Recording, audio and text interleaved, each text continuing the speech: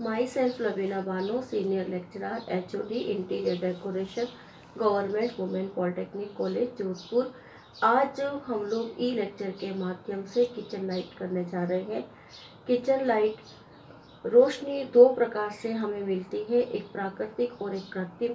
प्राकृतिक सूरज की रोशनी जो डोर विंडो के माध्यम से प्राप्त होती है।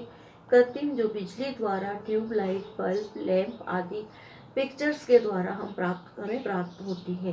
किचन में वाइट रोशनी की आवश्यकता होती है। किचन के कार्य व आवश्यकता के अनुसार task light, spot light, bracket light आदि यूज में लेते हैं। कैबिनेट लाइट, कैबिनेट आउटसाइड व कैबिनेट इनसाइड दो तरह से लाइट देते हैं।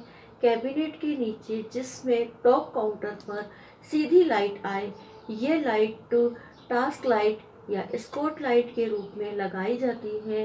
इनसाइड कैबिनेट के अंदर व बास्केट में लाइट इस प्रकार दें कि डोर ओपन करने पर या बास्केट पुल आउट करने पर अंदर की ओर रोशनी रहे। जैसे फ्रिज का डोर ओपन करने पर फ्रिज में रोशनी होती है, इसी तरीके से हमें बास्केट ओपन करने पर रोशनी दिखाई देने से हम सामान इजीली ले सकते हैं। सीलिंग पर एक पॉइंट दें फैन का, उसके पश्चात चारों कोनों पर कंसील लाइट दें 3 या 4 वॉट की। यदि किचन में डाइनिंग स्पेस है तो डाइनिंग टेबल पर हैंगिंग टास्क लाइट दें, जैसे लैंप, शैंडलियर आदि। किचन में लाइट सॉफ्ट हो, कार्य करने वालों की आंखों पर सीधा प्रकाश न पड़े। लाइट के पॉइंट देने के पश्चात इलेक्ट्रॉनिक अप्लायंसेस के पॉइंट दिए जाते हैं।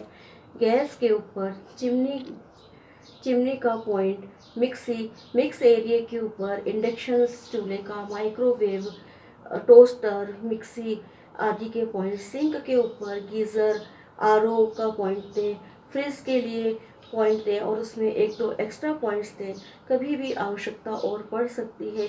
इन पॉइंट्स को हमें 3 पिन, 5 पिन और 5 एम्पियर, 6 एम्पियर के 16 एम्पियर के पॉइंट्स देने चाहिए 3 पॉइंट्स में। इसके अंदर दो तरह के वायर्स काम आते हैं, एक तो फेस और एक न्यूट्रल और एक मेन। और अर्थिंग के लिए भी यदि हमने वुडन बोर्ड लगाए हैं तो कोई बात नहीं, अगर प्लेट लगा रहे हैं आयरन की तो हमें ये ध्यान रखना है कि आयरन की प्लेट में हमारे को अर्थिंग देना बहुत ही ज़रूरी है। लोड के अकॉर्डिंग्स हमारे को इनके वायर की थिकनेस देनी होती है। 1 mm थिकनेस के अंदर हम सिर्फ ट्यूबलाइट और लाइट लगा सकते हैं, ज़्यादा से ज़्यादा एक फैन। लेकिन किचन में लोड आता है इसलिए हमें 1.5 और 2.5 तक की थिकनेस के वायर को लेना चाहिए। अब हम आप लोगों को बता रहे हैं कि किचन के अंदर जब इलेक्ट्रिक लेआउट करते हैं तो उस समय उनके सिंबल्स देने होते हैं। फैन का सिंबल्स कौन सा है, स्विच बोर्ड का सिंबल्स कौन सा है, गीज़र का सिंबल कौन सा है।